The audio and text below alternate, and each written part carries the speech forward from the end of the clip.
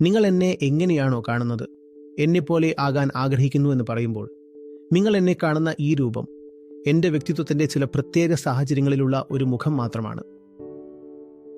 ആരെങ്കിലും എന്നോട് ചോദിച്ചാൽ ഞാൻ പറയും, ഇന്ന് ഞാൻ ചെയ്യുന്ന ഈ ജോലി മറ്റാരെങ്കിലും എനിക്ക് മുൻപ് ചെയ്തിരുന്നുവെങ്കിൽ ഞാൻ ഇന്നും കളിക്കുകയായിരിക്കും. ഞാൻ ഇങ്ങനെ ഒരാളല്ല, എനിക്കും കളിക്കാൻ ഇഷ്ടമാണ്. വ്യക്തിപരമായ തലത്തിൽ എനിക്ക് ചെയ്യാനുണ്ടായിരുന്ന പല കാര്യങ്ങളും പിന്നോട്ട് മാറിപ്പോയി. നിങ്ങൾ പുസ്തകങ്ങളെക്കുറിച്ച് സംസാരിച്ചു. എനിക്ക് എഴുതുന്നതിനേക്കാൾ ഇഷ്ടമുള്ള മറ്റൊന്നുമില്ല. പക്ഷേ ഇത്രയധികം പുസ്തകങ്ങൾ വന്നിട്ടും എനിക്ക് എഴുതാൻ കഴിഞ്ഞിട്ടില്ല. കാരണം എഴുത്ത് ആവശ്യപ്പെടുന്നത് അതിലേക്ക് പൂർണ്ണമായി മുഴുകിയിരിക്കാനാണ്.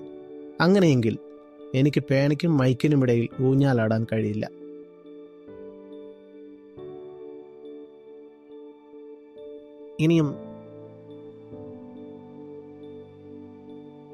ഇനിയും പോകാനുണ്ട്, കാണാനുണ്ട്. മനസ്സിലാക്കേണ്ട സ്ഥലങ്ങളുണ്ടായിരുന്നു, ജീവിക്കേണ്ട മറ്റ് ജീവിതങ്ങളുണ്ടായിരുന്നു. അതെല്ലാം പിന്നോട്ട് പോയി. ഒരു തരത്തിൽ അത് ഖേദകരമാണ്, മറ്റൊരു തരത്തിൽ അല്ല താനും. കാരണം ഏറ്റവും അത്യാവശ്യമായ കാര്യം ചെയ്യേണ്ടതുണ്ടല്ലോ. ചെയ്യേണ്ടതുണ്ടെങ്കിൽ പിന്നെ എന്തിനാണ് ഖേദിക്കുന്നത്? നിങ്ങളെല്ലാവരും സ്വതന്ത്രരായി കളിക്കുകയും നിങ്ങളെല്ലാവരും ആസ്വദിക്കുകയും ചെയ്യുക.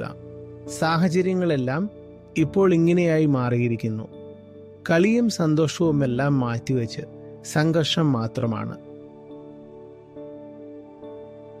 പക്ഷേ നമ്മളെല്ലാം ഈ പോരാട്ടം പോലും നടത്തുന്നത് നമ്മുടെ വരാനിരിക്കുന്ന ഭാവി തലമുറയ്ക്ക് പോരാടേണ്ടി വരാതിരിക്കാൻ വേണ്ടിയാണ്.